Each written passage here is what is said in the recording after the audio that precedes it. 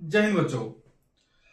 तो बच्चों last video में हमने ये समझा कि जब एक लाइन दो या दो से ज्यादा लाइंस को अलग अलग पॉइंट पर काटती हैं तो उन पॉइंट्स पर कितने एंगल बनते हैं और उन एंगल्स के बीच में क्या रिलेशन है और उनको हम क्या नाम देते हैं, इसको हमने अच्छे से समझा और देखा।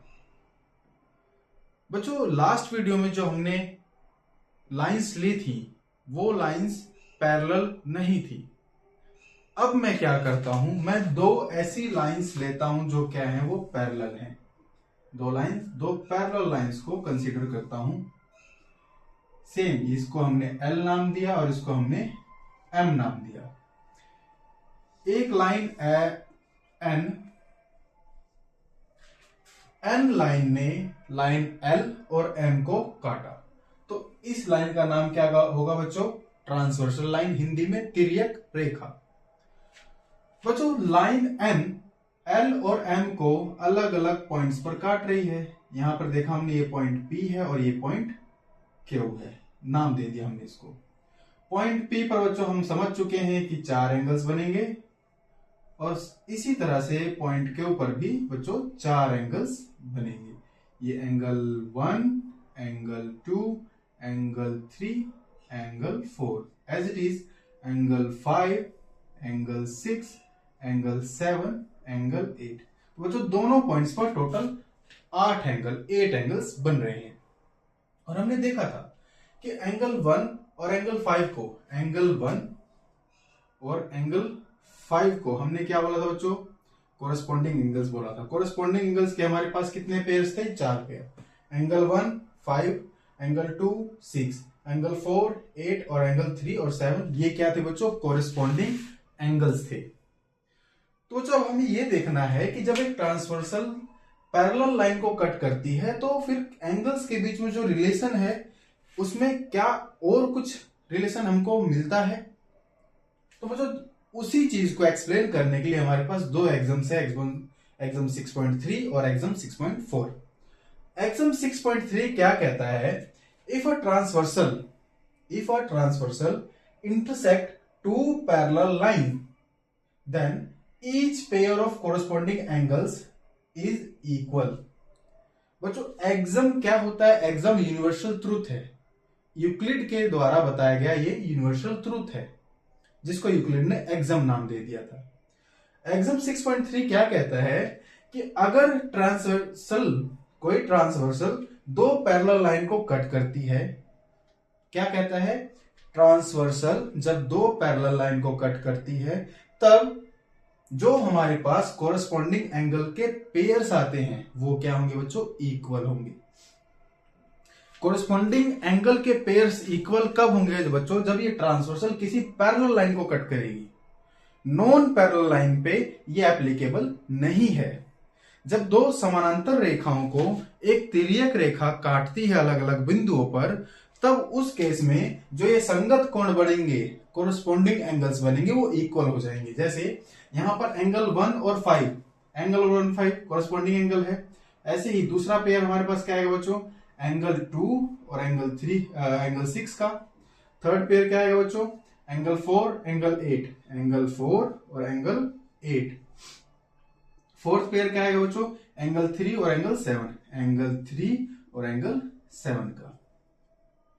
बच्चों अगर ये दोनों लाइन L और M क्या है? पैरेलल हैं, जो कि हमने इस चर्चा को स्टार्ट करने से पहले ही मैंने बताया था कि L और M क्या है बच्चों? एक पैरेलल रेखा है, समानांतर रेखा है।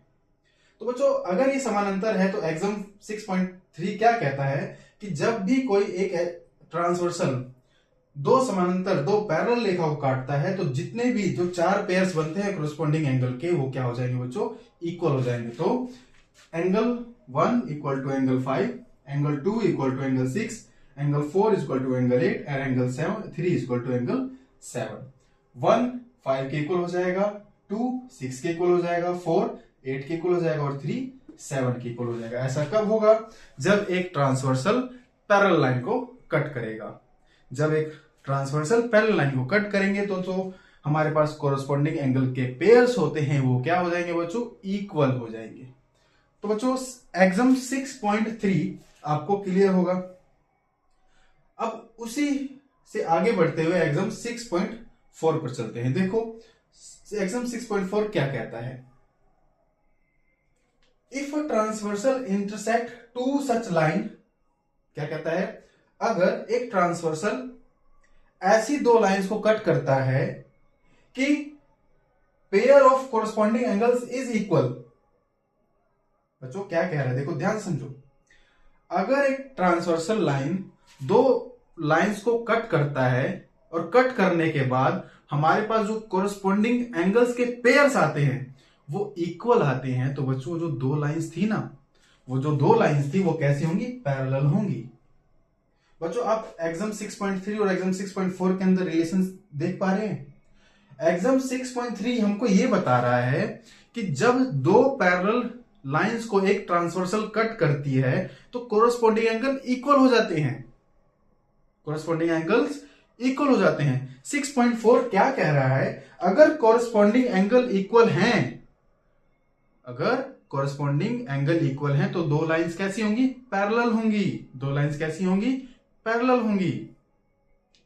6.4 6.3 को ही डिफाइन कर रहा है but in the opposite direction. 6.3 क्या कह रहा है, 6.3 कह रहा है कि जब ट्रांसवर्सल पैरेलल को कट करता है तो कोरस्पॉन्डिंग एंगल्स क्या हो जाते हैं, इक्वल हो जाते हैं। 6.4 क्या कह रहा है, अगर कोरस्पॉन्डिंग एंगल इक्वल है तो लाइन पैरेलल है। तो दोनों ही एक ही बात को बता रहे हैं बट इन अपोजिट डायरेक्शन, विपरीत दिशा में एक दूसरे की ही बात कर रहे हैं दोनों। क्लियर है बच्चों।